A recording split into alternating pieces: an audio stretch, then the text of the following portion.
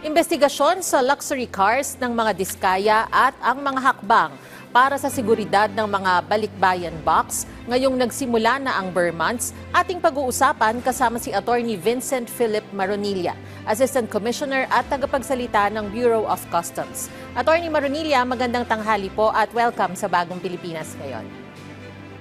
Magandang tanghali po, ma'am, at magandang tanghali po sa nanonood at nakikinig sa programa niyo. Attorney, ano po ang pinakabagong update sa investigasyon kaugnay sa luxury cars ng pamilya Diskaya? Ilan na po ba ang nasa kustodiya ng BOC sa ngayon at ilan po yung kabuuang bilang ng luxury cars na hinahanap po? Lahat naman po ng subject ng aming search warrant and letter of authority na 12 sasakyan ay nasa kustodiya na ng Bureau of Customs.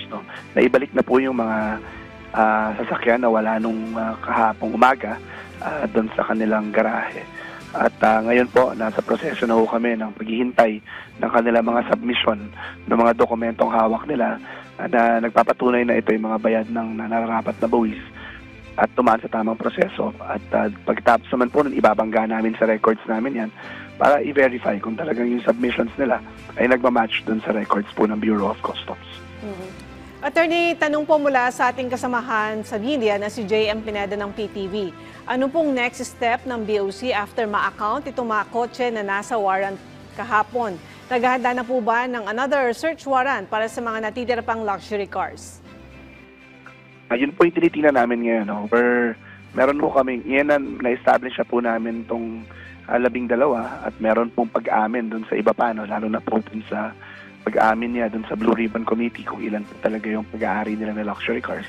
We're now looking into that information and expanding the investigation further to those cars para po makita din sa records namin at maisama sa pangalawang round probably ng letter of authority na maaari nilang isubmit sa amin yung mga dokumento na natitira pang hawak nilang luxury cars para po ma-imbestigahan na din ng Bureau of Customs kung bayad at nasa ayon ang proseso ng pagpaparating ng mga kotseng ito.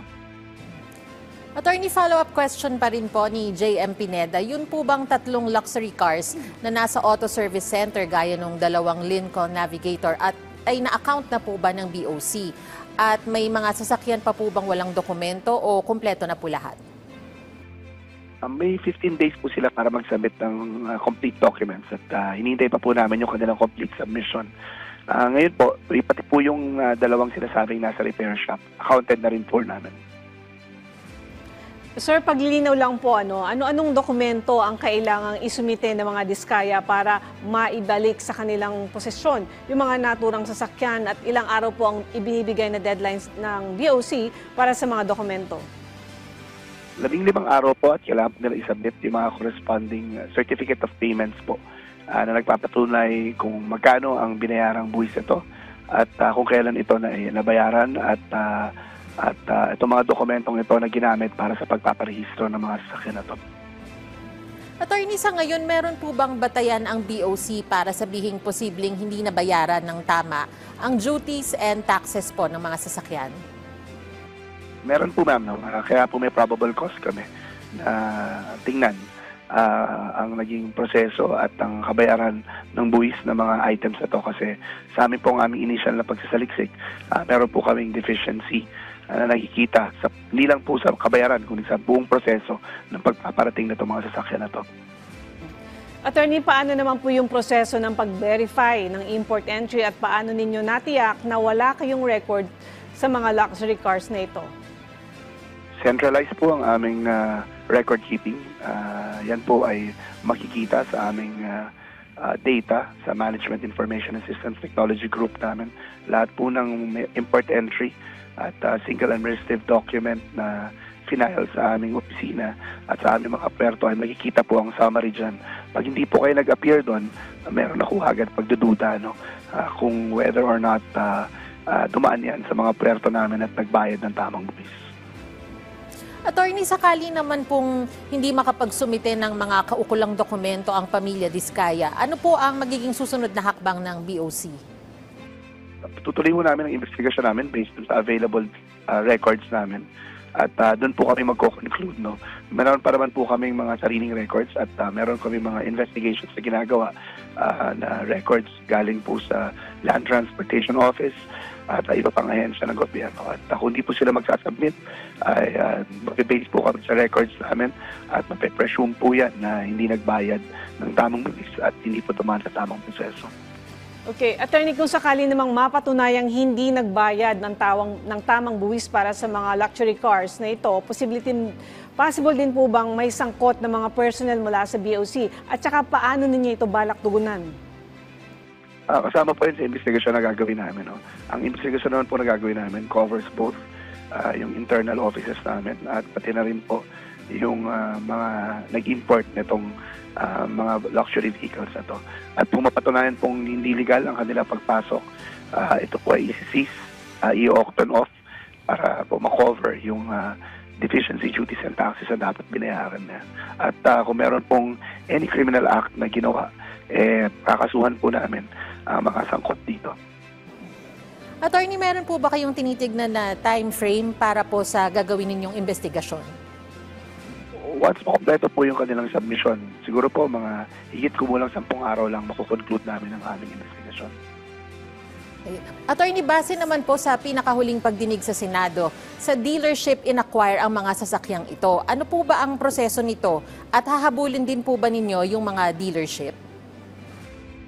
Hindi po siya dealership, no? It's a gray market dealership. Ano lang po siya, importer, trader po, no?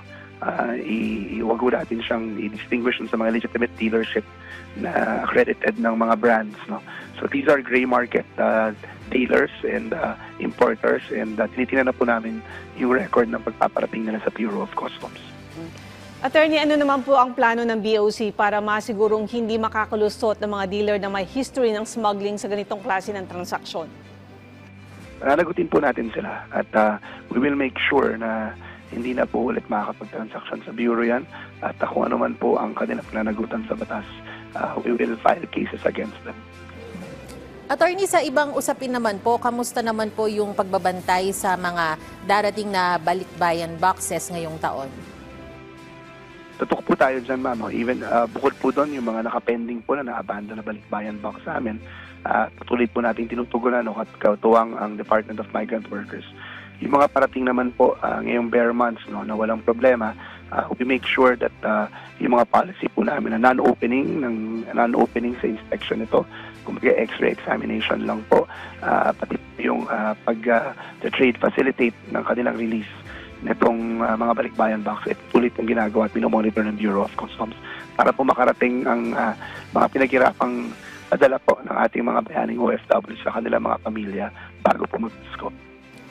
At sir, yun nga po, dahil bare months na po, no, ano po yung mga mas pinahigpit na kautusan hinggil sa mga balikbayan boxes? Ano po yung kautusan ninyo or yung mga panuntunan para matiyak na walang mawawalang boxes at wala ring mababawasan na balikbayan boxes? Unang-una wala akong opening yan. No? Hindi ko yan binubuksan at hindi yan ine-examine through physical examination. X-ray lang po.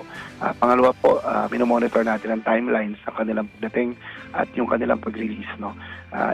Meron ho tayong regulasyon na pinapabilis at pinaprioritize ang pagproseso at pag-release ng mga balikbayan boxes. We also make sure, ma'am, na yung handa po yung mga tao natin sa dagsa ng bilang ng mga containers sa may balikbayan boxes para hindi po matilay ang processing at release na to. Attorney, balikan ko lang po yung luxury cars, no? Given that ine-examine po ninyo yung mga documents ng mga sasakyan ng mga diskaya, for sure, hindi lang naman po sila may mga ganyang sasakyan. I-review din po ba ninyo yung iba pang mga may ganitong klaseng sasakyan kung paano nila na-acquire? Kasi syempre, ito ay nag-iimbestiga kayo dahil uminit yung usapin. So yung mga iba po ba na pagkakaalam natin, alam naman natin, nakikita natin sa mga lansangan yung mga ganyang sasakyan, i-review din po ba ninyo ang kanilang mga dokumento? Ma'am, kapag meron lang hong probable cause, no, hindi ho namin may tatuan na dito sa kaso na to, talaga naman hong merong may connection yung kanilang kontrobersyang kinasasangkutan dun sa aming pagsilip. So in the same manner, ma'am, no, para hindi naman po ma-violate yung karapatan ng mga kababayan natin na mag-own ng ganitong mga klase sasakyan na legally na-acquire nila, if there will be congent reasons and probable cause for us to look into those other vehicles po, no, na merong pagdududa sa pagpaparating, titingnan din po natin yan. Pero hindi naman po natin titingnan randomly na lang nang wala namang rason. No? Siyempre, may presumption po ng regularity naman yan. At without any cause, hindi naman po natin basta-basta i-violate yung particular na karapatan ng mga kababayan natin na yan. Possible po kaya, sir, na halimbawa, meron isa lang na nagmamayari ng mga mamahaling sasakyan, tapos nakuha niya ito na hindi siya nagbayad ng mga tamang duties and tax, pero gusto niya nang bayaran para hindi sila sumabit in the future kung sakaling ang randomly mag-check po kayo ng mga dokumento. Nangyari na po ba ito or ano po yung gagawin ninyo kung sakaling may ganon? Usually, ma'am, dapat may amnesty program kami. Kasi kung fraudulent po yan, kung talaga may fraud po, bawal po. No? Kung di naman po fraudulent, may paraan po na mag-voluntary disclose sa Bureau of Customs kung may deficiency duties and taxes. And bayaran po with penalties yung kabayaran yung kabuuan po ng taxes na naka-due dito. Alright, sir, mensahe o paalala nyo na lang po sa ating mga kababayan. Una po na nanawagan kami sa ating mga kababayan na suportahan po natin ang ating pamahalaan sa kanyang, lalo na ang ating Pangulo, no, sa kanyang programa na paglinis ng ating mga kawani at ng buong pamahalaan against sa corruption at against po sa mga irregularidad. At nandito po ang inyong Bureau of Customs para tumulong dyan. And we will make sure na hindi lang po sa rango namin, ipapanatili namin ang integridad ng kautosang ito ng Pangulo, ngunit pati po sa ibang may involved na maaaring makatulong ang Bureau of Customs. Alright, maraming salamat po sa inyong oras, Attorney Vincent Philip Marunilla, Assistant Commissioner at tagapagsalita ng Bureau of Customs. Salamat po, ma'am.